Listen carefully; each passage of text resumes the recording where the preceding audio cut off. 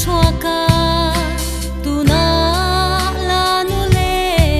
val changin kan lo sei lian ve ta a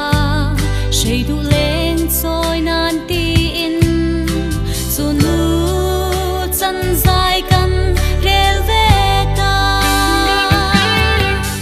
lal pa i piang ku thiang lima nang ma le i ko shan te sia pui nge in mang an har sa ta in pui tom tu le dam chu ngarin om dun turin kan tia me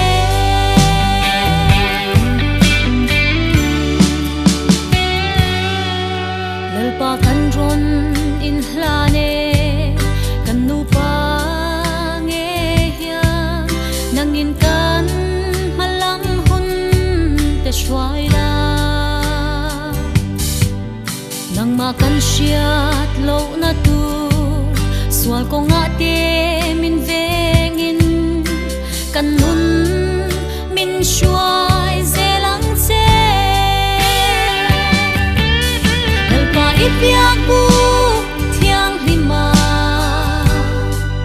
nang ma le i ko shan te sia pui nge in mang an har sa ta in pui tom tu le dam chu ngarin om dun turin kan tia me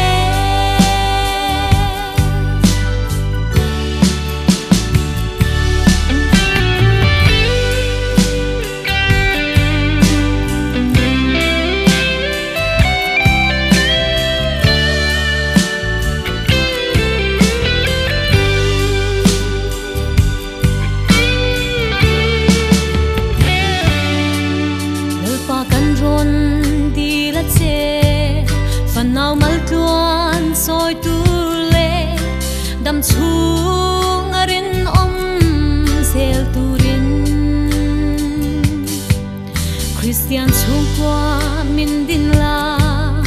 irong kan bol zel thaina nangin